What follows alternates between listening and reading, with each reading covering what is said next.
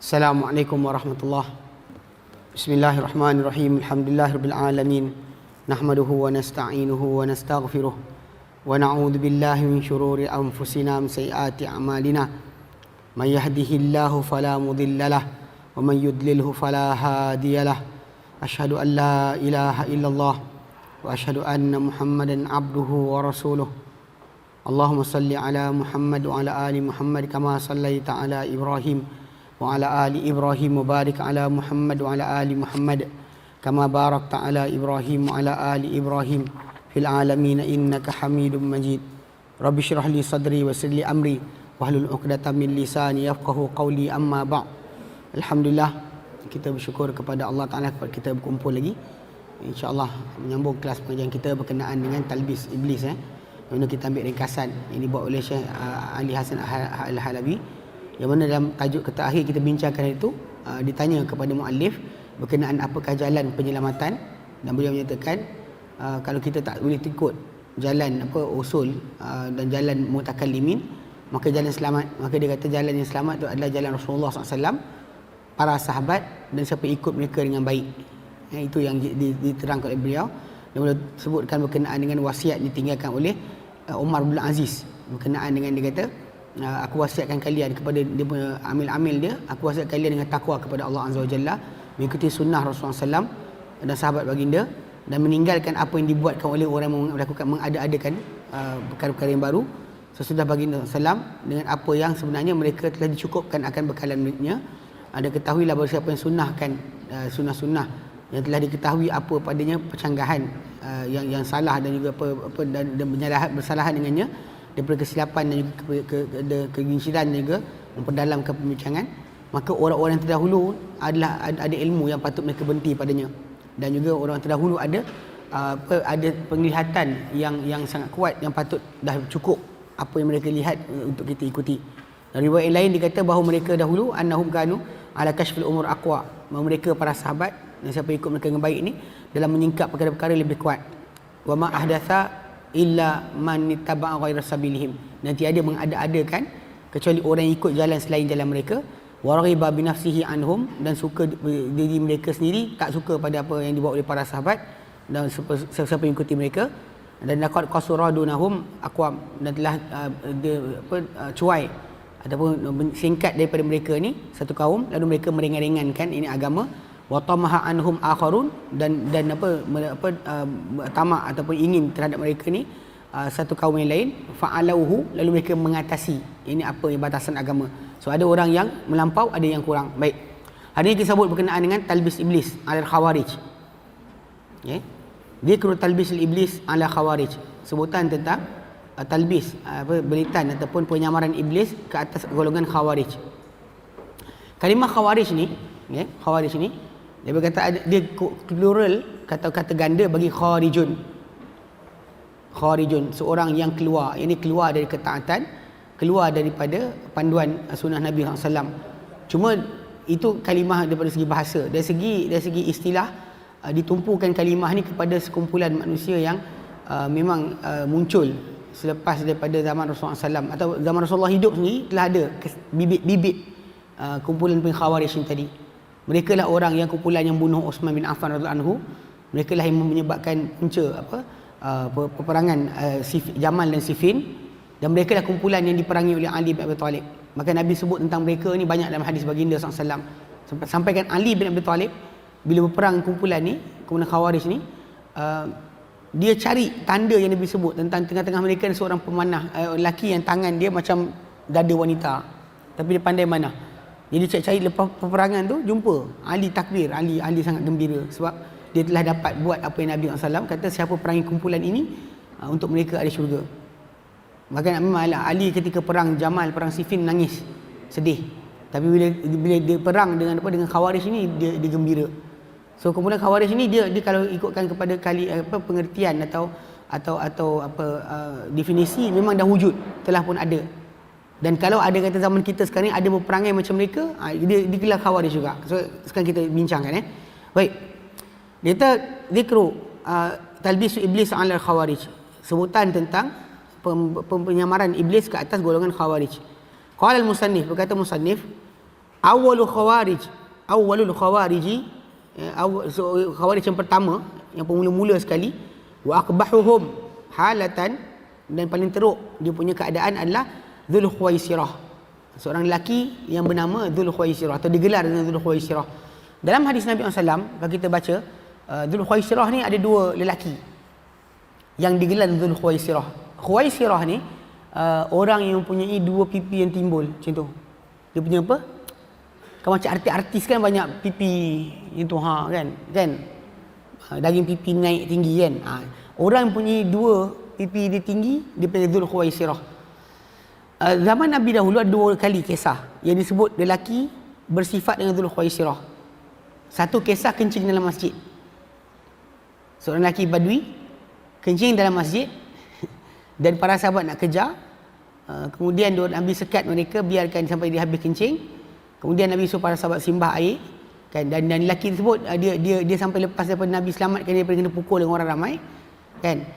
Dia kata, Allah marhamni wa Muhammada wa la tarham ma'ana ahada. Ya Allah, rahmatilah aku dan Muhammad, jangan kau rahmati bersama kami orang lain. Dia sekat untuk Nabi dengan dia je. Nabi kata, laqad hajarta wasi'a, engkau telah sekat benda yang luas. Sebab rahmat Allah itu luas. Engkau boleh doa untuk aku dan kau je. Ni perangai badui, dia badui lah.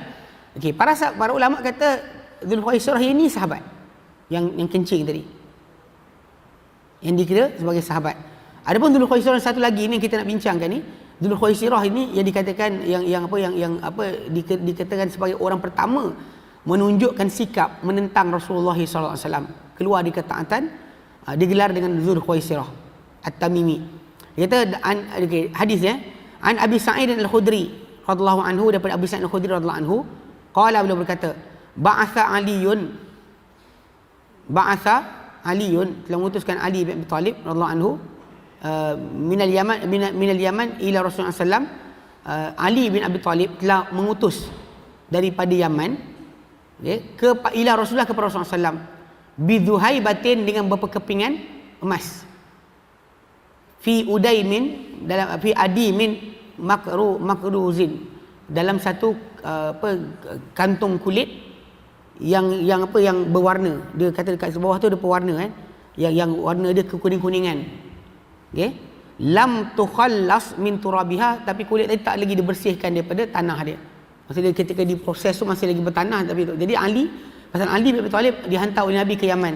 Nabi pernah hantar para sahabat ke Yaman untuk mengajarkan Islam. Ali dan ada riwayat datang kata 10 orang. Muaz bin Jabal pernah pergi, Ali, Sa'd bin Waqqas, juga Wab bin Yuhannas Al-Ansari. Ini nama-nama sahabat yang terkenal yang direkodkan Nabi hantar ke Yaman untuk mengajar Islam. Ini sebab kerana lepas daripada peristiwa tahun ke-7 Hijrah, Nabi hantar para sahabat ke seluruh pelosok negeri, lepas perjanjian Hudaibiyah, Nabi hantar surat kepada Maharaja Parsi, Maharaja Rom, untuk masuk Islam. Tapi Maharaja Rom ketika itu dia koyak, Maharaja Parsi dia koyak surat Nabi. Kemudian dia hantar gubernur daripada Yaman untuk tangkap Nabi. Dia hantar arahan. Kan Parsi sini, Iran kan, kawasan Iran Iraq tu Parsi. Bayangkan sebenarnya tanah Arab bawah ni, Yaman dekat sini. Dekat Yaman selatan tu memang di Yaman selatan sebenarnya tanah Arab, Parsi mempunyai kuasa kat situ. Dia ada jajahan. So gubernur di situ taat kepada Maharaja Parsi. So jadi Maharaja Parsi lepas Nabi kirim surat, ini tahun 7 Hijrah, dia koyak surat Nabi, dia hantar arahan kepada gubernur tangkap Nabi. So gubernur dia hantar 2 orang untuk tangkap Nabi SAW. Tapi 2 orang yang panglima Parsi ni datang ke Madinah, tak berani cuit Nabi. Dia takut. Zaman dulu kalau Parsi datang ni orang Arab, satu Parsi boleh kalahkan 20 Arab. Gagah. Tapi bila Parsi ni datang panglima Parsi datang ke Madinah, tengok sahabat Nabi, tak berani.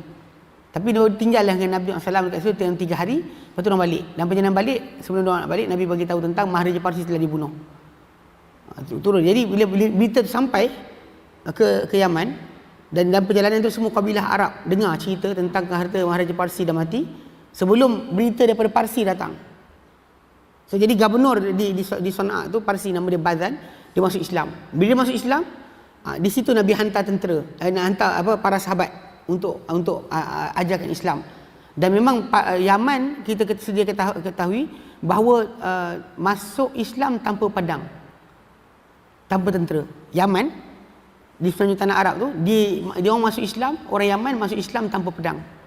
Tapi berita tadi lah, berita Nabi kata Maharaja Parsi matilah, itu yang menyebabkan mereka masuk Islam. Sebab Nabi duduk kat Madinah, tapi Nabi tahu apa jadi dekat Parsi. Jadi benda tersebut menyebabkan. Jadi ketika bila gubernur tu masuk Islam, Nabi pun hantar para sahabat mengajarkan Islam. Ali antara yang dihantar ke Yaman untuk mengajarkan Islam. Okey. Jadi Ali bin Abi Talib bila dia pergi ke Yaman, so dia dah kutip zakat dan sebagainya, dia hantarlah beberapa keping emas kepada Nabi SAW dalam satu kantung kulit berwarna kekuning-kuningan yang tak boleh bersih daripada tanah dia.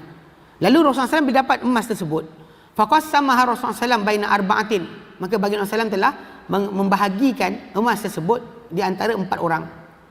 Baina Zaid al-Khail, di antara Zaid al-Khail dan juga Aqra' bin Habis, wa Uyainah bin Hisn, dan juga Alqamah bin Ulasah ataupun Amir bin Tufail. So Nabi bagi 4 orang. Emas tu dapat, Nabi bagi 4 orang. Okey, tapi dia yang ketiga, yang nama keempat tu dipercanggahkan, perawi tu lupa sama ada Alqamah ataupun Amir. Syakka Umarah, ni syak daripada Umarah, itu perawi hadis berkenaan. Tapi bila Nabi bagikan emas tadi kepada 4 orang tersebut, tak bagi pada yang lain, fawajida min dzalika ba'du ashabihi, lalu telah terasa daripada perkara itu sebahagian sahabat-sahabat baginda, wal ansar, dan juga orang Ansar pun sama, wa ghairuhum dan selain mereka. Memanglah bila dibahagikan, kan orang kita satu kampung, kita satu kumpulan, satu ni dapat benda orang bagi, tiba-tiba kita bagi 2-3 orang je, tak bagi yang lain. Maka ketika tu yang lain pun tengoklah, apa pasal, kenapa kita tak dapat. Okey, benda ni memang sekarang ni mereka ni manusia, perasaan tersebut datang. Lalu Nabi SAW kata kepada mereka, Nabi kata apa? Faqala Rasulullah bersabda SAW, ala ta'manuni, kenapa tidak kalian rasa aman terhadap aku? Kan, rasa amanah terhadap aku. Kenapa kalian tak rasa amanah terhadap aku? Wa ana aminu man fis sama', sedangkan aku ni adalah pemegang amanah bagi siapa di langit, itu Allah Taala. Ya'tini khabaru sama'i sabahan wa masa'a, datang kepada aku khabar langit pagi dan petang. Pagi dan petang datang khabar dari langit. Kenapa korang tak rasa amanah terhadap aku? Tak rasa aku ni amanah. Kenapa? Sebab ini asas bila Nabi buat, dan memang bila dikatakan Nabi SAW wa ma yantiqu anil hawa, baginda tak bercakap dari keinginan baginda sendiri, in huwa illa wahyuat, tak ada kecuali wahyu diwahyukan. Sepatutnya memang kita kena percaya sepenuhnya lah. Cuma ialah manusia ni bila syaitan datang kacau, tak terasa, akan terasa orang dapat, kita tak dapat.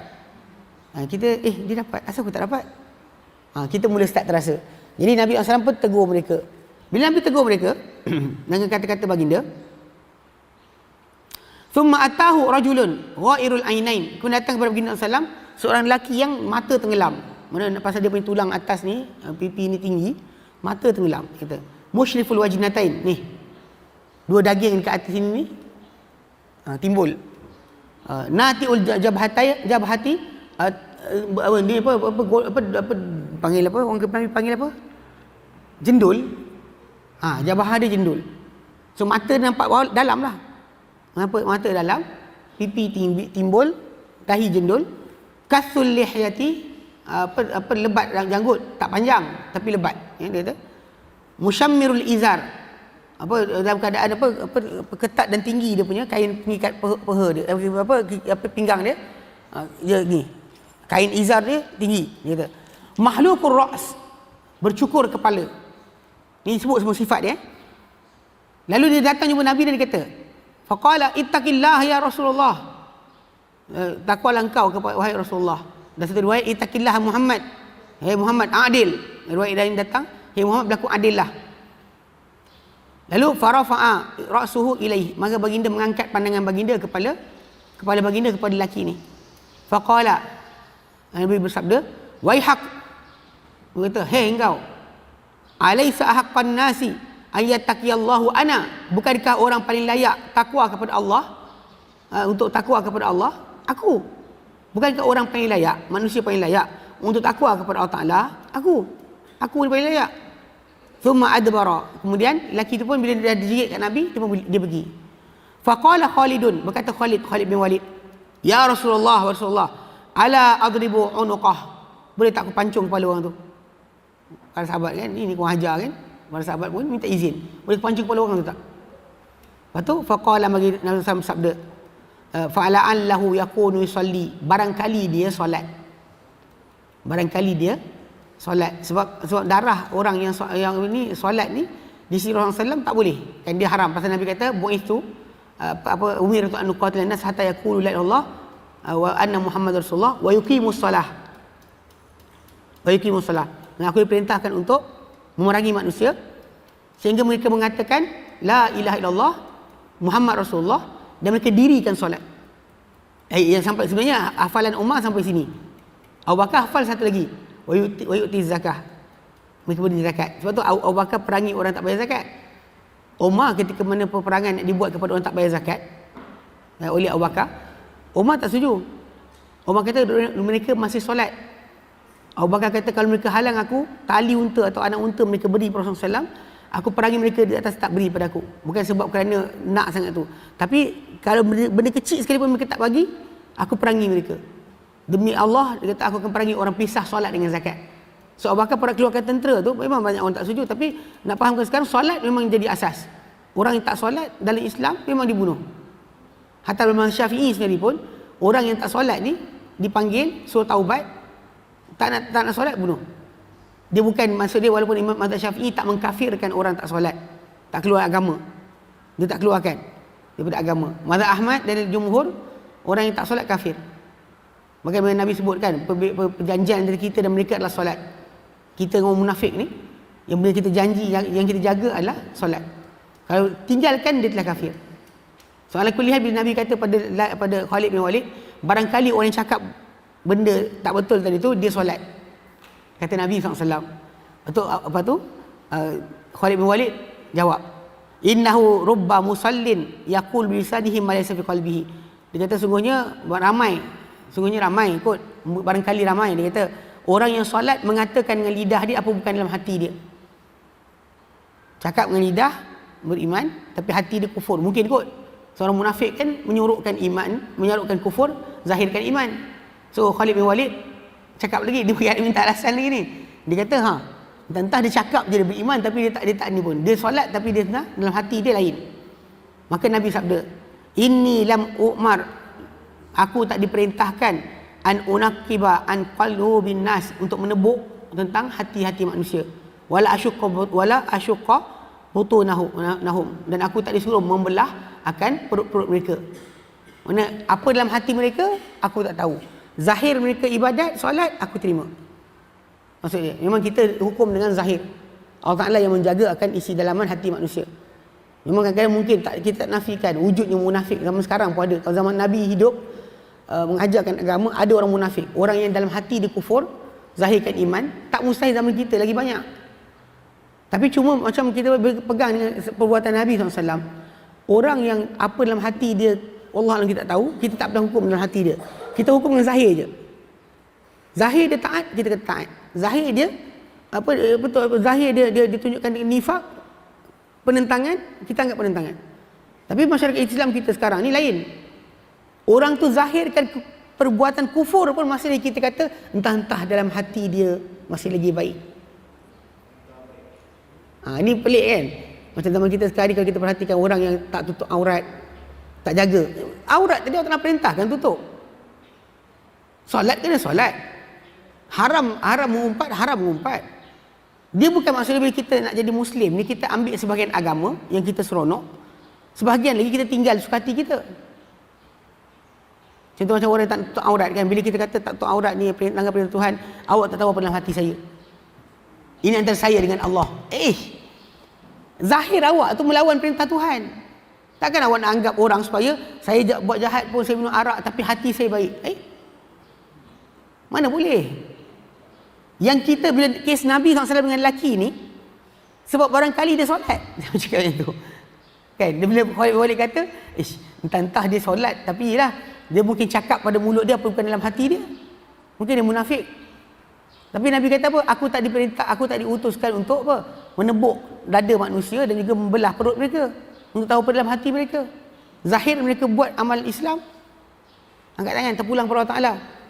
Sebab dosa-dosa, asalkan mereka solat, dosa-dosa yang lain sebagainya terpulang kepada Allah Ta'ala. Tapi yang pentingnya, hati mereka tadi, kan, kita kata terpulang kepada Allah Ta'ala. Tapi zahir, kalau zahir dia menentang Allah Ta'ala, tak solat pun masih lagi baik. Tang mana?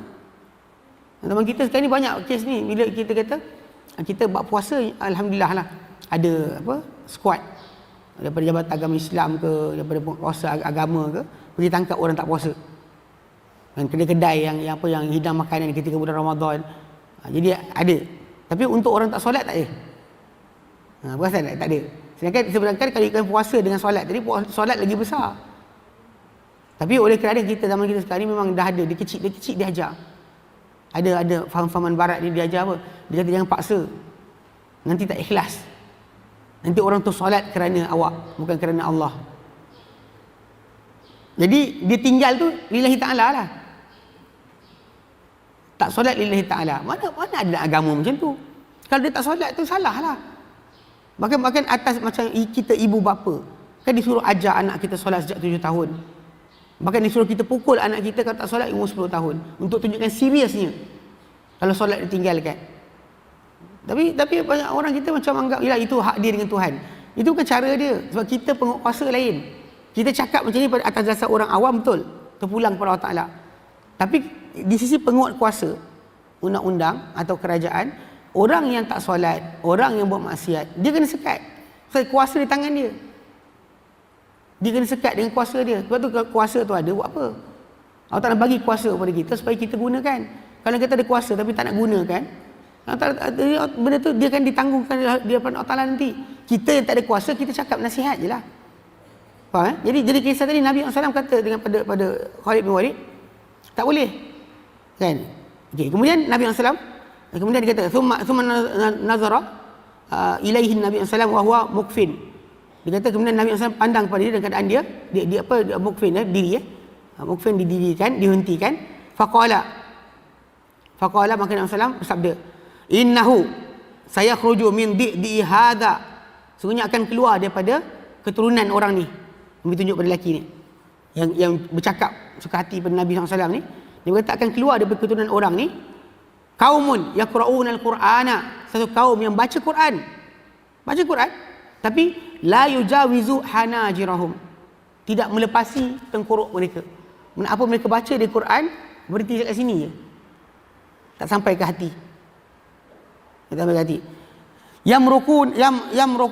Yamrukuna minad din, mereka tembus lari minad din, daripada agama.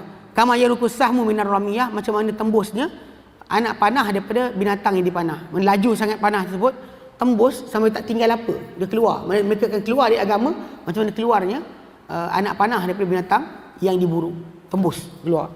Jadi dia kata tentang tajuk kumpulan ni. Okay, sekarang musannif kita terangkan. Berkata Ibn Jauzi, hadha rajul yuqalu lahu, lelaki berkenaan dipanggil nama dia, dikenali sebagai Dzul Khuwaisirah At-Tamimi. Dzul Khuwaisirah At-Tamimi. Still gelaran tu, Dzul Khuwaisirah tu gelaran bagi rupa dia, bukan nama dia. Macam Dzul Yadain, itu bukan nama, itu ada gelaran. Kita zaman kita ada pakai Dzul Yadain tu nama. Zaman dahulu Dzul Yadain, Dzul sekian, Dzul tu dia lebih kepada gelaran. Ya, Dzul Khuwaisirah At-Tamimi dia gelaran dia. Tapi nama betul dia dipercangkahkan, tak siapa dapat yang jelas. Wa huwa awwalu kharijiyun kharaja fil Islam. Dia ni adalah penentang atau pemberontak yang pertama keluar daripada Islam. Dan Islam ni dia pertama. Sebab dia lah yang pertama menzahirkan apa Nabi buat belum tentu betul. Ini nak faham pasal kita nak faham nanti geng liberal ke, geng lain ke, Mu'tazilah ke apa sebagainya, dia start dengan lelaki ni. Bila Nabi buat perbuatan baginda, para sahabat yang senior diam. Sebab orang tahu Nabi SAW dipandu oleh wahyu. Tapi dia pula lihat perbuatan Nabi tadi, dia beri bandingkan dengan tak adil. Tak ikut perintah Tuhan. Dia lupa Nabi itu wahyu. Nabi itu sendiri adalah wahyu, perbuatan baginda adalah wahyu. Satu para sahabat Nabi SAW yang lain diam. Dia dengan beraninya bangun dan kata, "Hei Muhammad, berlaku adillah." Dan perbuatan ini kalau kita panggil, kita lihat, dia menjadi permulaan untuk orang tolak hadis Nabi, untuk orang yang persoalkan hukum Allah Ta'ala, untuk sekian. Jadi dia inilah dikata sebagai orang pertama. Orang pertama menunjukkan tauladan buruk dalam bermuamalah dengan baginda sallallahu alaihi wasallam dan bermuamalah dengan hukum-hukum Islam. Okey. Dia kata kat sini, wa afatuhu, dan bahaya atau kerosakan lelaki ni apa rosak dia? Tang mana dia rosak? Dia kata wa afatuhu annahu radiya bi ra'yi nafsihi. Okey. Dan bahawa dia bahaya lelaki ni adalah dia redha dengan pendapat diri sendiri. Okey. Walau waqafa, tapi kalau dia diam sepatutnya, la alima annahu la ra'ya fawqa ra'yin Rasulillah. Kalau dia diam sebentar, dia diam kan? Dia diam, dia berhenti, tahan diri dia daripada cakap. Nescaya dia pasti tahu bahawa tiada pendapat mengatasi pendapat Rasulullah sallallahu alaihi wasallam. Dia kata, dan wa atba'u hadha rajul, dan pengikut-pengikut lelaki inilah humul ladzi qatalu Aliya bin Abi Talib radhiyallahu anhu. Mereka adalah kumpulan yang memerangi Ali bin Abi Talib radhiyallahu anhu. Tapi sebenarnya bukan Ali saja. Pada kumpulan ni sebenarnya dia punya perkembangan dia, kalau kita perhatikan sejak daripada zaman Uthman bin Affan radhiyallahu anhu. Di zaman Uthman bin Affan, macam bila kita tengok antara fitnah akhir zaman kan, pintu fitnah ni mula masuk kepada umat Islam dengan dahsyatnya, bahkan menjadi umat Islam pecah kepada dua kumpulan besar. Dia kisah dia kalau ikutkan, ada orang kata Umar, terbunuhnya Umar maka fitnah melimpah masuk ke umat Islam. Tapi ada juga para ulama kata terbunuhnya Uthman. So, Uthman bin Affan radhiyallahu anhu, pembunuhan yang berlaku kepada Uthman, dibunuh Uthman bin Affan oleh orang Islam. Umar ketika ditikam oleh Majusi tu, ketika naik Umar solat subuh, orang tikam perut dia, dia tanya kepada orang ramai, siapa tikam aku? Dia kata Majusi. Dia kata alhamdulillah, dia kata puji bagi Allah yang tak jadikan aku terbunuh di tangan seorang Muslim. Umar cakap yang tu, ya? Pasal yang tak suka dia kafir tak apa. Jangan takut suka dia tu Muslim. Kalau tak suka dia tu orang kafir, alhamdulillah lah. Orang kafir tak suka kita. Kalau Muslim tak suka kita, masalah. Orang bertakwa tak suka kita, masalah. Jadi Umar ketika tu dia tanya siapa tikam dia. Uthman bin Affan pula terbalik. Dia dibunuh oleh kumpulan pemberontak yang tak puas hati dengan dia atas alasan kononnya Uthman kronism, nepotism, dan lantik anak beranak dan sebagainya. Sedangkan macam contoh macam bila kata Muawiyah bin Abi Sufyan, dilantik oleh Umar sendiri, bukannya Muawiyah, bukannya Uthman yang lantik. Muawiyah bin Abi Sufyan dia gubernur di Syam semenjak zaman Umar. Bila Uthman naik jadi pegang kuasa, dia terus je apa benda yang dah ada. Tak timur tajuk. Tapi pemberontak tu datang, masa Uthman lembut, maka mereka datang daripada Iraq, daripada Mesir, diorang kepung Madinah pada bulan Zulhijjah tahun 35 Hijrah. Mengepung Madinah. Ketika orang Madinah turun pergi haji. So Madinah kurang orang. Diorang kepung Madinah, dan juga ketika itu cuba nak bunuh Uthman bin Affan. Ali bin Abi Talib hantar anak dia Hasan dan Husain, seorang lagi, untuk jaga Uthman. Uthman halau mereka balik. Uthman tak nak siapa-siapa dibunuh kerana diri dia. Maka kumpulan pemberontak tu datang masuk rumah Uthman, paksa dia letak jawatan. Uthman tak nak letak jawatan, dia bunuh Uthman. Mati Uthman bin Affan radhiyallahu anhu. Lepas tu bila lepas Uthman dibunuh, kumpulan orang tunai haji dari Madinah, kan selesai haji diorang baliklah dari Mekah. Jadi orang ni dekat Madinah, diorang dah kelang kabut sebab baru bunuh Uthman. Nanti orang datang, orang bunuh diorang balik. So apa dia buat? Diorang paksa Ali jadi khalifah. Pembunuh Uthman ni paksa Ali jadi khalifah. So bila dia paksa Ali jadi khalifah, dan diorang kata kalau tak nak ambil jawatan, dia bunuh orang 1 jam seorang. Maka ketika tu Ali terima. Bila Ali terima jadi khalifah, orang yang daripada Mekah tadi naik sampai ke Madinah, tengok Uthman dah mati, Ali jadi khalifah. Mula dalam hati perasaan, apa pasal? Kenapa? Kumpulan ni punya kerja. Dan diorang bila Ali bin Abi Talib kan, tuntut daripada para sahabat untuk berikan taat setia, diorang masih dalam tentera Ali. Khawarij ni. Cuma ketika tak digelar dari Khawarij, pasal diorang masih lagi duduk dalam tu, diam kan. Kemudian Bila Ali dan perang Jamal, Ali dengan Zubair bin Awam serta Talha bin Ubaidillah cuba nak berdamai, diorang panah dua arah bertembung. Dia panggil perang Jamal sebab unta Aisyah naik tu dipangkas kaki jatuh. Diorang nak bunuh Aisyah pula. Ali pertahankan, hantar tentera dia selamatkan Aisyah. Lepas tu dia hantar Aisyah balik ke Mekah. Ini kisah perang Jamal kat Basrah. Kemudian perang Siffin antara Muawiyah dengan Ali juga. Punca peperangan jadi sebab diorang nak kumpulan ni nak bunuh pembunuh Osman yang dalam tentera Ali. Ali tak benarkan diorang bunuh sebab dia pembunuhan macam tu dikira sebagai bunuh dendam, bukan bunuh hudud. Nak bunuh orang ikut hukum hudud kena ada pemerintah. Ketika tu Ali bin Abi Talib masih lagi tak dibai'ah oleh semua. Maka Ali tak nak laksanakan selagi tak dapat bai'ah penuh. Itu betul. Yang diorang pula sibuk nak suruh bunuh pembunuh Osman. Ali sekat mereka, tu yang berlaku pertempuran sebenarnya.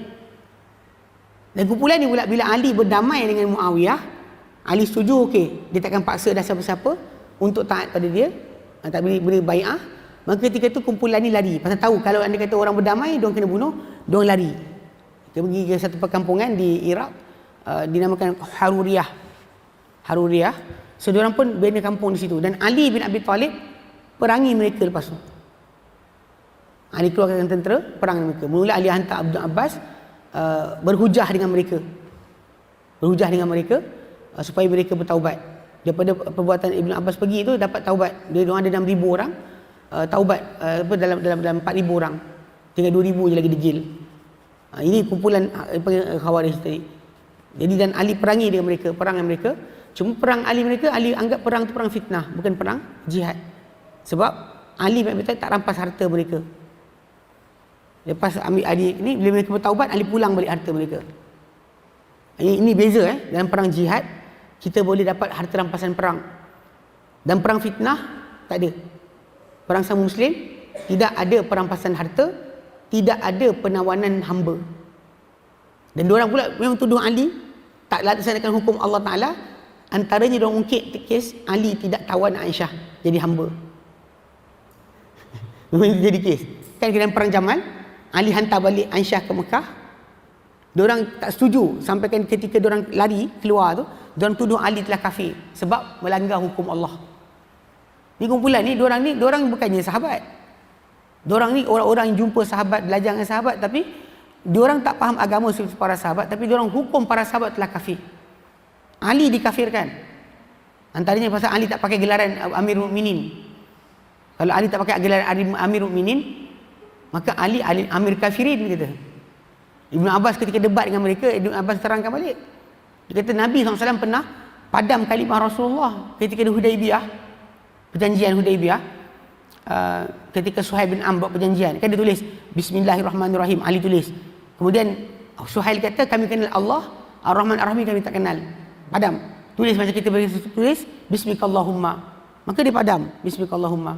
Lepas tu dia tulis ini perjanjian antara Muhammad Rasulullah dengan wakil Quraisy Suhail bin Amr. Suhail bin Amr kata kalau kami setuju kau Rasulullah, kami lawan kau, buat apa? Padam. Muhammad bin Abdullah. Ali tak nak padam. Ini kisah tahun ke-6 Hijrah. Kan? Ini kisah yang Ibn Abbas ungkit balik. Bila diorang kutuk Ali, kata Ali tak pakai gelaran Amirul Mukminin. Jadi ketika tu Rasulullah SAW tahun ke-6 tu Muhammad Rasulullah tu Ali tak nak padam. Maka Rasulullah kata ambil pena tu, tunjuk mana dia Rasulullah tu, Nabi padam. Tapi dalam padam Muhammad Rasulullah tadi, adakah Nabi letak jawatan? Dia padam, tak ada jawatan. Muhammad bin Abdullah, Quraisy tak setuju, tulis Muhammad Rasulullah. Nabi setuju, tak apalah, tak tulis pun tak apa. Muhammad bin Abdullah, okey. Jadi kumpulan Khawarij dahulu dia kata bila Ali tak nak pakai gelaran Amirul Mukminin, maka Ali Amir Kafirin. Banyak benda dikafirkan Ali, maka Ali akhirnya keluarkan tentera perang mereka. Tapi sebelum pergi perang, Ali hantar dahulu Ibn Abbas berdialog dengan mereka, bertaubat. Sebagian besar mereka bertaubat. Tinggal berapa ribu je degil, tak nak bertaubat. Yang ini yang Ali perangi. Ini kita bincangkan dalam buku kita ni tentang kumpulan tersebut. Okey, dia kata kat sini walahum qasasun tatul. Mereka ni ada kisah-kisah yang sangat panjang. Wa madhahibu ajibatul lahum. dan ada mazhab-mazhab, pegangan-pegangan ideologi yang amat ajaib bagi mereka. Lam arat tatwila bi dzikriha.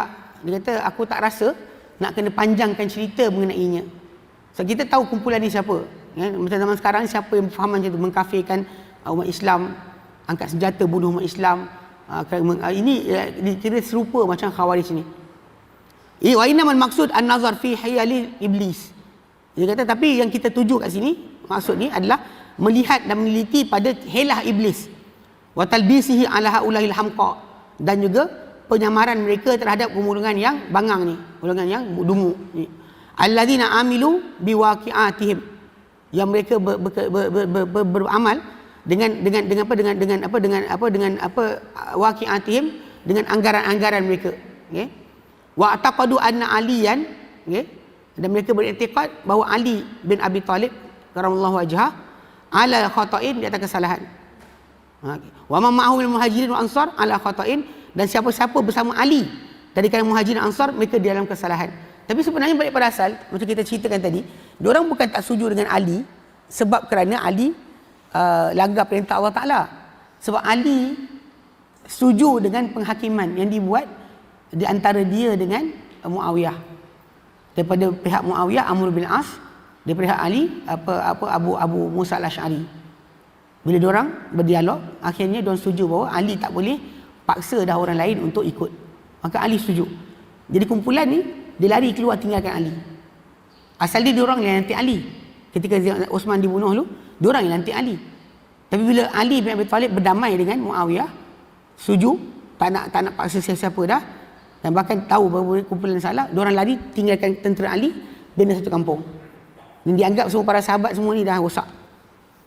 Semua para sahabat rosak. Bahkan semua sahabat dah kafir. Mereka kafirkan para sahabat sendiri. Itu pelik dia. Jadi kata, dan wa annahum 'alas shawab, mereka di atas kebenaran. Wastahallu dima'al atfal, mereka halalkan darah kanak-kanak. Ketika membunuh, tu tak kira tua ke muda, kanak-kanak ke orang bunuh je. Tapi dia kata walam yastahilu akla samaratin bi ghairi samaniha, tapi makan buah tanpa bayar haram. Maka ada kisah ajaib dia orang ni. Dia jumpa orang, tanya soalan, orang tu jawab salah, tak betul macam mana nak, bunuh. Dan masa sama tapi bila dia bunuh, tak ada pun fikir kena bayar diat ke pada keluarga si mati, tak ada. Tapi bila dia terbunuh babi, orang kafir punya babi terbunuh, terpanah, dia cari tuan babi tadi, bayar. Orang terbunuh babi orang kafir, pergi bayar. Bunuh Muslim, tak perlu bayar. Ini dia punya mazhab yang pelik. Yang dikatakan oleh para ulama, sangat pelik sebab diorang menjaga hak-hak orang kafir, tak menjaga hak-hak orang Islam. Okey, dari sini wa ta'ibu fil ibadat, dan mereka meletihkan diri dalam ibadat. Wasahiru, mereka berjaga malam. Wasyaharu suyufa al muslimin, tapi mereka angkat pedang kepada umat Islam. Pelik kan? Ibadat rajin. Okay? Ibadat rajin, berjaga malam. Tapi mereka angkat pedang kepada umat Islam. Itu sebab Ali bin Abi Talib bila tanya kepada Ali, adakah orang Khawarij ni munafik? Ali jawab, orang munafik tidak banyak ingat Allah. Sebab kumpulan ni banyak ibadat. Munafik malas ibadat. Lepas tu, orang tanya lagi Ali, kafir tak? Kafir ke mereka ni? Ali kata, kafir yang bukan kafir. Mana kafir? Kufur yang bukan kufur keluar agama. Dia kufur, dia bukan kufur keluar agama. Maka Allah Ta'ala gelar mereka, Nabi gelar mereka ni sejahat-jahat makhluk. Sejahat-jahat makhluk, syirarul khalq. Tapi Ali masih lagi anggap mereka ni Muslim. Sebab tu Ali tidak rampas harta mereka dalam peperangan. Jadi kata sini, sambung ya. Wa la a'jabu min iqtina'i haula bi ilmihim wa i'tiqadihim annahum a'lamu min Ali radhiyallahu anhu. Dan tidak ada lebih menakjubkan, lebih pelik berbanding keyakinan mereka, kepuasan hati mereka ni tentang pengetahuan mereka dan i'tiqad mereka bahawa mereka lebih mengetahui banding Ali radhiyallahu anhu. Kan takkan dia lebih pandai banding Ali, dia orang bukannya sahabat Nabi. Itu lagi pelik. Faqad qala Dzul Khuwaisirah li Rasulillah. Kerana apa? Kerana dulu Dzul Khuwaisirah pun pernah cakap pada Rasulullah, adil. Fama adil tak? Engkau tak berlaku adil. Adil lah. Berlaku adil lah, engkau tak berlaku adil. Mereka kalau itu yang datang daripada yang permulaan ketua mereka, apa lagi anak buah? Yang kepala jumpa Nabi tu bercakap macam tu pada Nabi sallallahu alaihi wasallam. Dia kata berlaku adil lah. Apa lagi pengikut dia yang bawah? Masih lagi dahsyat. Tapi ini kita kata kat sini yang Ibn Jauzi nak tumpukan bukan berkenaan dengan detail perangai mereka, tapi pada intipati perangai mereka tu. Itu apa? Mereka merasakan bahawa mereka mempunyai pendapat yang lebih bagus, lebih tepat, lebih betul berbanding para sahabat, hatta banding Rasulullah. Hatta banding Rasulullah sallallahu alaihi wasallam. Itu masalah dia. Sebab kalau manusia tu dia rasakan diri dia tahu lebih banding Nabi, ini masalah. Ini masalah dia. Pasal ada sekali saya ingat dekat Kuala Lumpur. Kami pernah kena sekali tajuk ni. Kami jemput waktu tu kita orang ajak Ustaz Ridwan Rajendra. Hafizahullah, supaya berikan satu ucapan berkaitan dengan tajuk amalan-amalan Hindu dalam masyarakat Islam. Sebab Ustaz Ridwan ni dia asal Hindu, masuk Bahai, Kristian, masuk Islam. Dan masuk Islam tu dah tua, berumur. Dia pergi belajar, pergi duduk Madinah, belajar daripada sekolah menengah. Belajar bahasa Arab benda dari sekolah menengah sampai masuk universiti. Jadi ustaz ni dia pernah kita ajak dia, sebab bila dia pernah beramal dalam Hindu, dia tahulah dalam Hindu ada apa. Jadi dia cerita dia tajuk tentang perkara ni. So kita buat majlis ni dekat satu tempat dewan kan, ada Allah Taala dia suka bagi derma. Jadi dia letak kelas pengajian dia free. Setiap kali kelas ada makan. Jadi orang ngaji kan datang. Jadi hari tu kita buat kat tempat kawan ni lah. Jadi bila ustaz ni terangkan apa benda dalam Hinduism, macam apa puja roh dan sebagainya, dia kata, jadi dia cakap tu sangat jelas. Macam mana amalan-amalan tu masih lagi ada dalam Hindu, tak ada dalam Islam. Dalam Hindu tapi masyarakat Melayu kita buat ingatkan Islam. Macam-macam kenduri arwah tu kan, yang dengan tarikh-tarikh tu Hindu sampai sekarang buat. Dia bagi tarikh puja roh 3, 7, 21, 40, 100. Semua tu ada tarikh-tarikh macam Hindu ada sampai sekarang. Dia orang buat. So ustaz ni ceritakan apa benda. Jadi lepas daripada ceritakan benda tu, ketika buka sesi soal jawab, ada pakcik-pakcik tak setuju. Tapi dia tak berani bangun cakap. Takut nanti ustaz jawab nampak dia salah, tengah-tengah orang ramai, dia malu. Dia ada orang macam tu, banyak orang kadang-kadang tak tanya soalan depan-depan sebab takut nanti ustaz jawab betul, orang nampak dia tak pandai. So dia tunggu lepas kelas, ketika ustaz nak jalan pergi ke meja, dia datang himpit. Dia cakap-cakap, saya tengok muka ustaz macam berubah.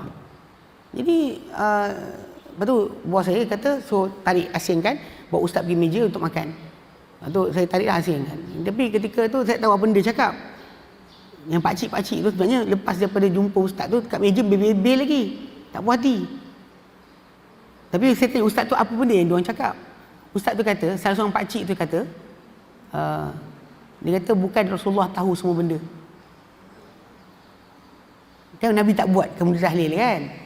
Tapi alasan dia kata bukan Rasulullah tahu semua benda. Ini kata-kata pakcik tu. Pakcik tu kan pakcik biasa pun. Kat sana kalau pakcik tu kadang bekas pengarah bank, pengurus bank, orang kaya-kaya lah. Kita kat sini orang kampung biasa kan. Kat sana kadang-kadang kalau degil-degil ni, orang kaya. Dia rasa dia banyak duit, dia pandai meniaga, so semua benda ilmu dia pandai.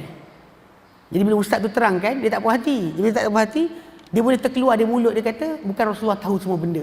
Kalau kita tengok kisah tu, dengan kisah yang tentang Nabi ni, serupa je. Perasaan seorang manusia tu, dia rasa pendapat dia lagi bagus daripada pendapat Rasulullah SAW. Amalan dia lagi baik dari amalan Rasulullah SAW. Sama je, itu intipati sebenar.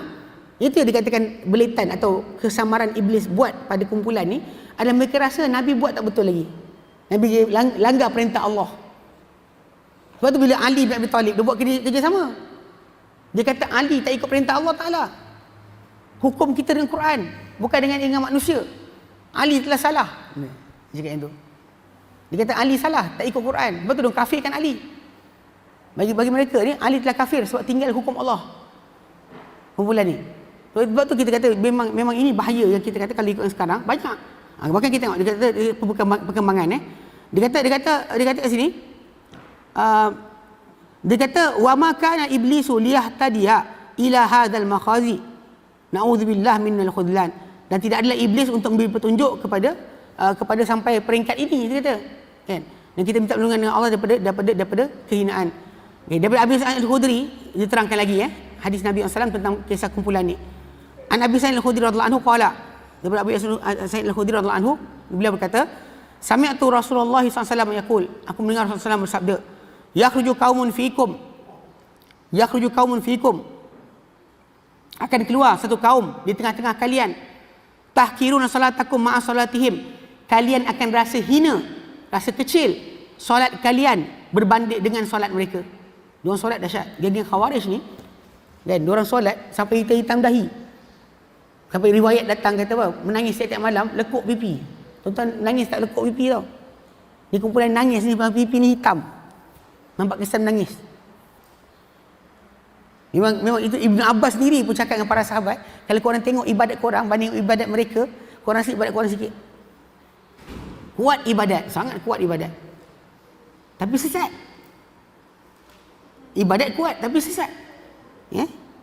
Dia kata wasiyamakum ma'asiyamihim. Puasa korang banding puasa mereka. Kalau banding puasa korang dengan puasa mereka, korang rasa puasa korang kecil. Ini yang Nabi kata. Yang memang betul Ibn Abbas kata jumpa sebiji macam Nabi cakap. Wa amalakum ma'amalihin, kalian rasa kecil amalan kalian berbanding amalan mereka. Yaqra'una al-Quran, mereka baca Al-Quran. Tapi apa? La yujawizu hanajirahum, ia tak melampasi akan tengkorok mereka. Yamrukuna minad din, mereka keluar daripada agama. Kama yamruku, macam mana keluarnya? Kama yamruku as-sahmu minad ramiyah, macam mana tembusnya anak panah daripada binatang yang dipanah. Cepat sangat dia keluar daripada agama. Cepat sangat diorang keluar hukum kepada orang, sampaikan peringkat itu. Itu sebab kumpulan ni, kalau kata ikut perangai itu, zaman sekarang ni ada geng macam ISIS yang kira umat Islam telah sekian, perlukan tegak negara Islam, bunuh orang Islam. Dia tak bunuh kafir, bunuh Islam. Jadi Syria, di Iraq, diorang serang kampung-kampung orang Islam. Bukan serang orang kafir. Bukan serang orang Syiah pun tak ada. Sebab tu serangan tak dibuat pada Syiah. Bahkan sebagai ilmuwan zaman sekarang, dia kata diorang ni berpakat untuk bunuh Islam je, bunuh ahli sunnah. Dia tak buat kerja lain. Memang itu perangai mereka, perangai golongan ISIS ni, Daesh dia perang dengan orang Islam. Dia bom negara Islam. Dia tak bom kafir. Ini benar-benar berlaku perbuatan mereka. Tapi mereka rasakan mereka buat betul. Maka orang Islam telah kafir, makan riba, maksiat dan sebagainya, maka dia pun bunuh. Orang tak ikut agama, dia kata. Ini kisah benar yang berlaku zaman sekarang. Dia kata akhrajahu fi sahihain, dikeluarkan hadis ni dan sahihain dan Bukhari Muslim. Dan juga dia kata wa an Abdullah bin Abi Aufa, dan Abdullah bin Abi Aufa qala, beliau berkata sami'tu Rasulullah sallallahu alaihi wasallam yaqul, aku dengar Rasulullah bersabda, al khawariju kilabu ahli nar. Khawarij ini adalah anjing ahli neraka. Cuma hadis ni dia kan Imam Ahmad dan anak dia dalam kitab Sunnah, dan Ibn Majah dalam hadis nombor 173. Okey, dan juga dalam Musnad Ibn Abi Aufa 39, dia kata daripada jalan periwayatan Ishaq Al-Azraq daripada Amash daripada Ibn Abi Aufa. Tapi dalam hadis ni ada terputus sanad. Kerana Amash tidak pernah mendengar daripada Ibn Abi Aufa, tapi dia ada jalan periwayatan yang lain yang dikeluarkan oleh Ahmad dan At-Tayalisi serta Hakim daripada jalan Al-Hashraj bin Nabatah daripada Sa'id bin Jumhan daripada Ibn Abi Aufa. Dan sanad yang kedua ni hasan. Sanad pertama yang Musnad Ahmad tu adalah dhaif, sanad kedua dia hasan.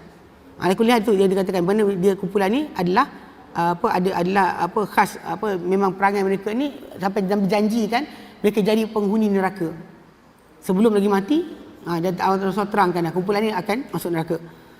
Okay, apa pendapat golongan Khawarij ni? Qala Musannif, berkata Musannif, wa min ra'yil khawarij annahu la takhtassu al-imamatu bi syakhsin. Dia kata mereka dalam pandangan Khawarij ni bahawa tidak dikhususkan kepimpinan pada seseorang illa ijtami'a fihi al-ilmu wa zuhud, kecuali orang tu terhimpun pada dia ilmu dan zuhud, baru dia jadi pemimpin. Fa ijtama'a, okay? Kalau dia berhimpun, dia kata kana imaman, maka dia jadi imam, walau kana nabatiyan, sekalipun daripada kumpulan badui yang nabati. Dia kata akhlak an-nas, daripada campuran mereka ni, campuran manusia, mana keturunan tak tahu pun tak apa, asalkan mereka ni ada ilmu, ada zuhud. Bukan iman, ada ilmu, ada zuhud. Ilmu lah. Zuhud, kita kata semestinya ada orang zuhud. Betul macam ada orang macam dalam Hindu, ada geng-geng agora yang hari tu sekali masuk dekat parlimen, yang kumpulan dia tak mandi bertahun-tahun. Dekat India, dari kumpulan ni dia makan bangkai, dia minum darah daripada tengkorak manusia, tak mandi, badan ni berdebu, tak mandi. Ikutkan zuhud lah, duduk tepi tong sampah. Lepas tu kemudian setahun sekali kumpulan ni dia akan mandi kat Sungai Gangga, Sungai Ganges tu.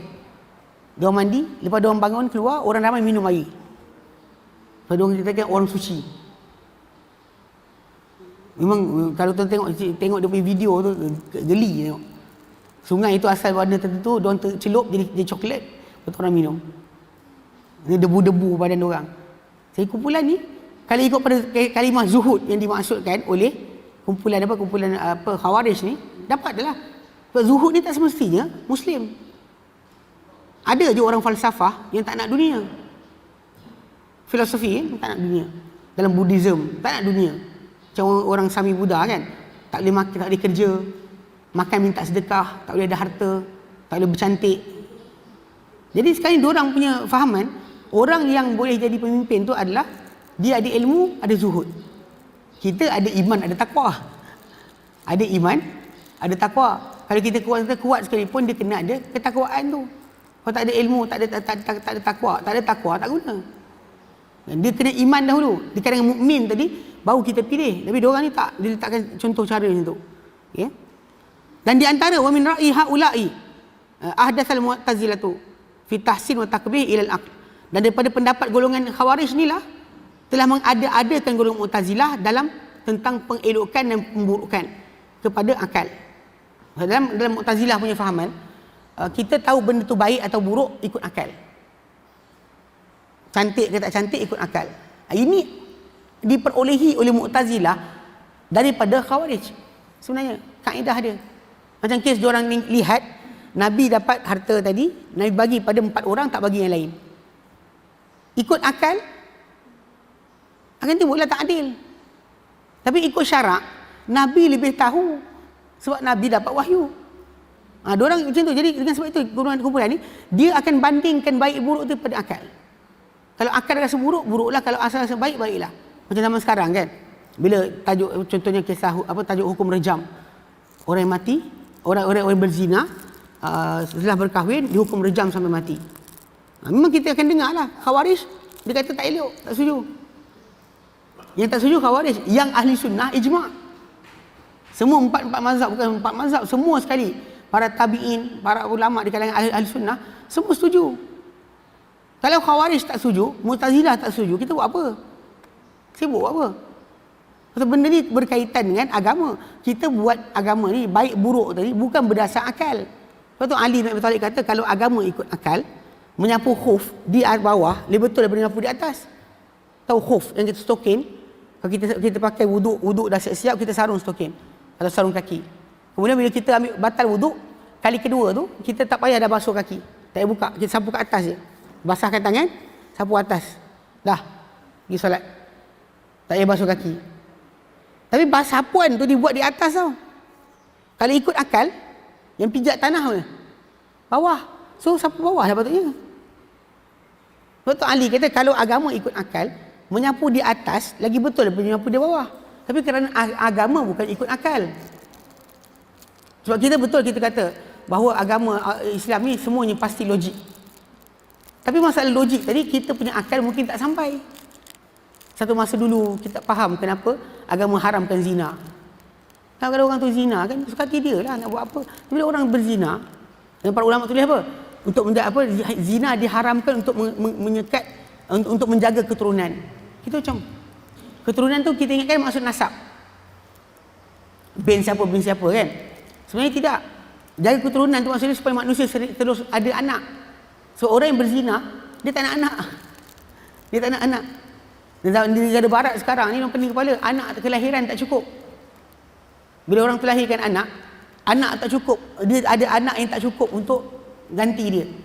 Jadi seorang wanita tu patut lahirkan anak sekurang-kurangnya adalah 2. Maksud dia, dia gantikan diri dia, ganti suami dia. anak tu lahir, ganti dia, ganti suami dia. Sekurang-kurang. Tapi bila manusia tak nak kahwin, berzina, siapa nak beranak? Ini berlaku dengan negara barat, turun nilai jumlah rakyat. Rakyat habis, rakyat tak ada. Mana kalau beberapa tahun lagi macam contoh macam Jepun, macam Singapura kan, dia orang buat perancang keluarga. Itu lama-lama tak ada anak tu. 30 tahun akan datang, Singapura, majoriti rakyat dia adalah Melayu sebenarnya. Seorang Melayu je yang terus beranak, tak berhenti. Yang bangsa bukan Islam ni, bukan Melayu, kebanyakan mereka patuh. Dia nak kahwin je, alamak duit lah, alamak tak ada harta lah, alamak anak tak boleh. Kan bila kita ada fikiran, sedangkan kita dalam Islam dia ajar terbalik. Dia ajar anak tu akan ada rezeki sendiri. Bila kita ikut akal, tak cukup. Kita ikut akal kan, kita kata macam, kalau rakyat ramai, makanan tak cukup, matilah kita. Sedangkan makanan tak pernah tak cukup. Setiap orang ada rezeki masing-masing. Biasanya macam negara Afrika, dia kata kebuluran, bukan sebab tanah tak subur. Sebab orang asyik perang, tak sempat nak tuai tanaman. Baru cucuk je ubi, kawan tembak, mati. Lepas tu nak tuai pula kena tembak, mati. Siapa nak makan? Kebuluran bukan sebab itu. Kalau di India dia kata kebuluran sebab makanan tak cukup. Bukan sebab rakyat dia ramai, sebab kasta. Di India dia amalkan kasta. Mana kalau contoh macam Tuan Haji kerja sebagai tukang jahit. Tuan Haji tak ada tukar kerjaya kecuali kasta atasan saya izinkan. Jadi diorang pandai mana sekalipun tak boleh ubah ekonomi hidup mereka. Lepas tu diorang kekal miskin. Yang bawah tu miskin terus miskin, yang kaya terus kaya. Islam tak benarkan macam tu. Mana orang tu ada peluang untuk tukar kerjaya dia. Tapi dalam kasta India tak boleh. Sebab tu diorang kekal macam tu, bukan sebab kerana rakyat ramai mereka kebulur. Kena faham tu jadi tak ada kebuluran berlaku sebab kerana manusia tak cukup makan. Tapi kebuluran berlaku sebab manusia berperang, berbunuhan, sampai tak sempat nak tancuk tanam. Di Afrika berlaku macam tu. Kerajaan naik turun kan, kerajaan ni naik, lepas tu kerajaan kedua datang jatuhkan, lepas tu datang ni jatuhkan ni. Jadi silih berganti sampai tak pernah habis. So rakyat tak sempat nak bertancuk tanam, tak sempat nak berternak, tak sempat nak berladang. Matilah manusia. Bukan sebab kerana makanan tak cukup. Tapi sering berlaku pada manusia, pada kita ni, ada idea makanan ni kalau manusia 6 bilion, 8 bilion, tak cukup makan. Islam tak ajar macam tu. Nak faham tak? Ikut akal, satu pendapat. Ikut agama, pendapat yang berbeza. Sebab tu kenapa dalam konteks ni memang Mu'tazilah, diorang melihat, contoh dalam masalah penghukuman, mana baik, mana buruk, dia kata akal ditentukan. Kita tak. Kita dalam Islam ni, yang menentukan adalah Allah Ta'ala. Wa anal adla ma yaqtadihi, dan juga keadilan tu apa yang ditentukan oleh akal. Ini macam kisah perang Hunain lah. Dalam perang Hunain kisah yang sama. Kisah ni ada kata kisah tu berlaku pada perang Hunain. Yang kisah lelaki tu bangun cakap kepada Nabi, berlaku adillah. Sebab Nabi SAW dalam perang Hunain ni antara perang terakhir Nabi SAW. Perang Hunain lawan dengan kabilah-kabilah Arab yang bawah jajahan atau sokongan Rom. Rom dahulu tak nak masuk tanah Arab, tapi dia ambil kabilah tertentu, jaga sempadan diorang. Diorang bagilah hadiah-hadiah supaya kabilah ni jaga sempadan. Dari selatan, tak ada siapa datang di tanah Arab kacau diorang. Jadi kumpulan daripada Ghatafan, Hawazin dan sebagainya. Ini antara kabilah terakhir Nabi perang dengan mereka. So bila perang Hunain, dan perang Hunain ni lepas penaklukan Mekah, memang orang-orang yang masuk Islam, baru masuk Islam, mu'allaf ni ramai. Terus serta. Tapi mereka tak pernah berperang macam mana orang Islam yang lama Islam berperang. Orang Islam berperang lama, yang lama berperang, diorang memang tak kisah mati. Diorang pakailah baju besi sebagainya, tapi diorang akan berani ke depan. Tak bimbang musuh ramai. Tapi ketika yang jadi kes perang Hunain, musuh ketika tu ramai, kita pun ramai. Umat Islam 40,000. Tak pernah dalam sejarah umat Islam ramai macam tu. Dan perang-perang lain kan kita 1,000, 2,000 kan. Ini 40,000. Umat Islam perang dengan mereka. Jadi ketika tu, tak macam mana Allah jadikan geng mu'allaf ni lari. Dia masuk ke serbu, dia ketakutan, dia patah balik. Bila patah balik, semua umat Islam berundur. Tengah-tengah berundur tu Nabi panggil orang-orang Ansar, orang-orang Muhajirin, panggil balik. Orang-orang orang-orang yang berjanji dia bawa pokok samurah. Kan kisah Hudaibiyah tu kan. Ya ashabus syajarah kan, dia datang balik. So bila dia datang balik, orang-orang Ansar tu utamanya lawan, menang. Dan bila harta rampasan perang diperolehi, ini tajuk yang keluar ni. Nabi tak bagi pada cara biasa. Cara biasa dalam Islam, bila harta rampasan perang diperolehi, dia dibahagikan dua cara. Okay. Kalau harta rampasan perang itu diperolehi dengan cara pertempuran, maka dia akan bagi 5. 1/5 milik Allah dan Rasulnya, yang Nabi akan pecah 5 balik. Tawil kurba wal yatama masakin ibn sabil, dia pecahkan balik. 4/5 dapat kat tentera. 4/5 daripada kesemua harta tu dapat kat tentera. Kalau 5 juta, 1 juta balik pada Allah dan Rasulnya, 4 juta lagi balik pada semua tentera. Okay, 4 juta ni bagi macam mana? 4 juta ni satu bahagian untuk tentera berjalan kaki. 3 bahagian untuk tentera berkenderaan. 1 milik dia, 2 milik kenderaan dia. 1 milik dia, 2 milik kenderaan dia. So jadi ini cara pembahagian. So maksudnya bila perang yang ada pertempuran, ini cara bahagi dia. Kalau perang tak ada pertempuran, mana tentera Islam datang, sergah aja musuh lari. Tak ada pertempuran. Tak ada dikejar dengan kuda ke dengan unta. Maka ketika itu harta rampasan perang terpulang pada Rasulullah 100%. Macam mana Rasulullah nak bagi, terpulang pada Rasulullah sallallahu alaihi wasallam. Okay, sekarang ni orang yang bercakap-cakap tentang Nabi tak adil ni, sebab dia kata dalam Quran ada 2 cara je kalau kita dapat harta rampasan perang. Kalau cara A bagi 5, cara B terpulang Rasulullah. Dalam perang Hunain pertempuran berlaku, tapi bila pembahagian harta dibuat, Nabi ambil unta-unta harta yang banyak tu, Nabi bagi pada mu'allaf. Mu'allaf A dapat sekian-sekian banyak, mu'allaf B 100 ekor, mu'allaf C sekian. Yang Ansar yang patah balik pergi perang tadi kan, kejar Rasulullah SAW, kejar tentera tadi, diorang tak dapat apa. Tak dapat apa. Jadi memang kalau ikutkan kepada keadilan akal, tak patut. Sebab memang ada sekarang orang Ansar tu, dia kata darah musuh dekat pedang kita tak kering lagi, tapi Rasulullah bagi dekat diorang. Geng-geng yang lari, geng-geng yang lari tak dapat. Geng-geng yang lari mu'allaf tak dapat. Okey, dekat sini yang timur tajuk dia kata, "Hei Muhammad, berlaku adil lah." So soalan kalau kita bincang balik, ikut akal betul, kita kata patut yang dapat. Kan ada peraturan Allah Ta'ala, ini 1/5 bagi 5, yang ini kalau tak ada pertempuran. Sekarang ni perang tu ada pertempuran, so Nabi kena ikut sini, dia kata. Dia lupa sebenarnya Nabi SAW adalah sumber wahyu. Sebab tu para sahabat yang tua-tua, yang senior, senyap. Yang bercakap yang muda-muda ni, yang baru masuk Islam ke sebagainya, tak dapat ke? Tahun lepas kami dapat, tahun ni tak dapat. Dia start, kenapa tak dapat pula? Bukan kita perang ke tadi? Nabi agihkan. Sebab tu tajuk dia sekali, para sahabat yang dah lama, diorang tahu Nabi SAW ada autoriti untuk nasah mansuh. Kumpulan yang ni tak reti. Dia tampak ada peraturan, takkan Nabi lawan Quran? Nabi lawan Quran. Macam mana ayat tu boleh keluar, Nabi lawan Quran? Faham tak? Sebab apa? Asas mereka keadilan tu adalah akal, bukan wahyu. Daripada para sahabat Nabi yang lain, asas keadilan itu adalah wahyu. Sebab tu diorang diam.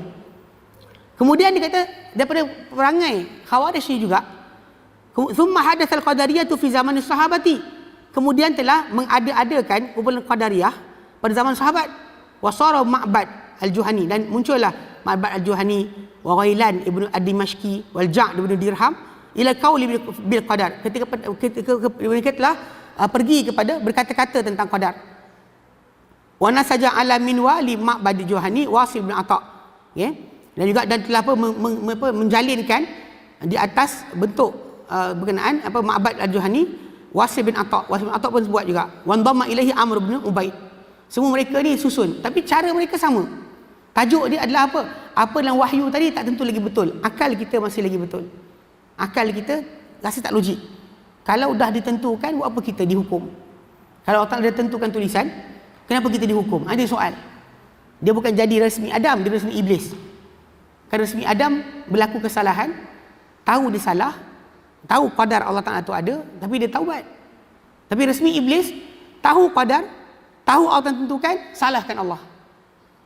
Kan iblis kata pada Allah Ta'ala, Rabbi bima aghwaytani, Tuhanku dengan sebab kau sesatkan aku sesatkan mereka semua sekali. Dan dia di mana dia tahu tak, dia tahu qadar. Tapi Adam AS tahu qadar, tapi Adam buat apa?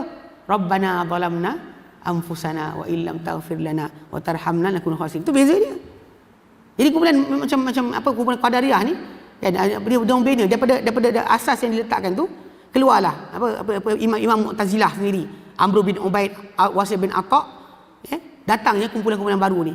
Orang-orang baru ni yang menyambung dengan Mu'tazilah punya fahaman. Tapi asas mereka bina daripada apa? Daripada apa yang dibawa oleh geng-geng Khawarij. Iaitu apa? Pendapat akal tadi penentuan bagi kebenaran. So kalau wahyu tak ikut akal, wahyu salah. Wahyu tak ikut akal, tak masuk akal, tak ikut akal, wahyu salah. Ni yang berlaku kumpulan berikutnya. Okay? Kemudian wa fi dzalika zaman, berzaman berkenaan juga muncul sunnatu al-murji'ah, cara hidup golongan murji'ah. Hina qalu, ketika mereka mengatakan la yadurru ma'al iman maksiatun, tidak memudaratkan bersama iman seorang maksiat, asalkan ada iman, maksiat tak ada hal. Kan? Innallaha ghafurur rahim. Sebab dua dia kata kalau sekiranya ni main logik akal jugalah. Kalau orang kafir beramal baik mana pun, tak ada iman, tak guna. Orang kafir beramal baik mana pun, iman tak ada, semua batal. Maka dia kata sepatutnya, ini sepatut akal lah, sepatutnya orang yang dah ada iman buat apa pun tak apa.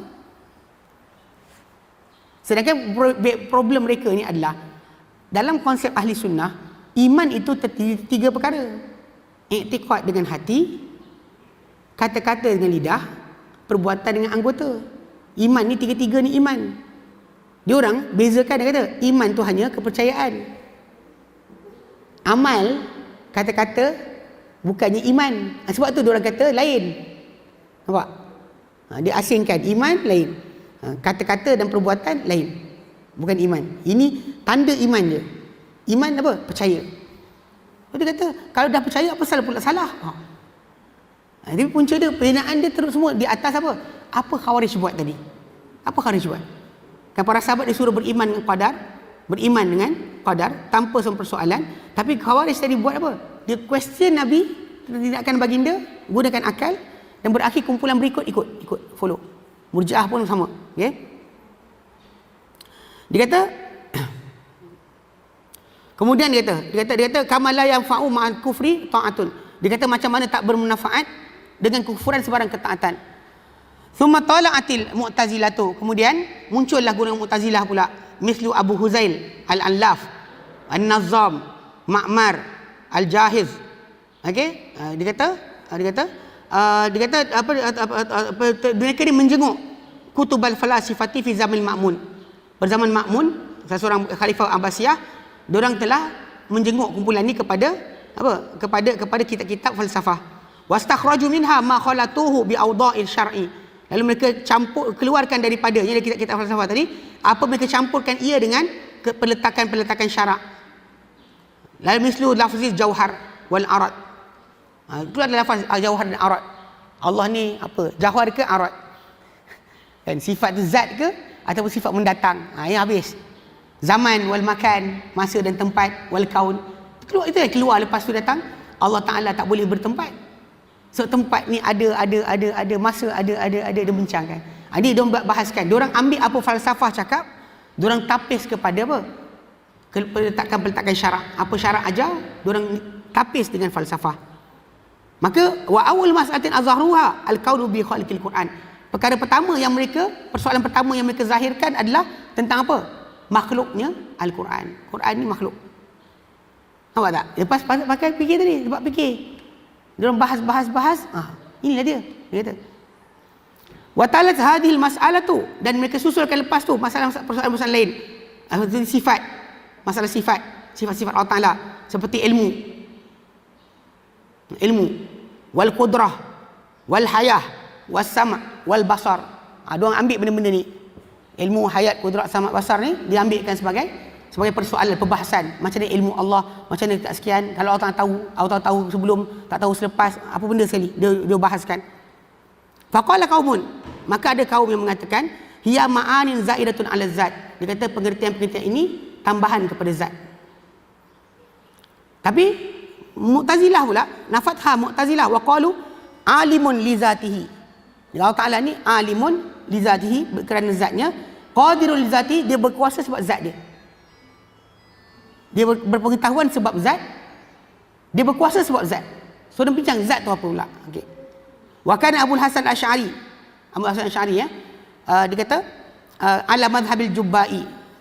Ketika tu Ali Al-Jubba'i, bapa tiri dia, kemudian summan farada anhu, kemudian dia mengasingkan diri daripada Ali Al-Jubba'i, musbitis sifat, sambil mengisbatkan sifat.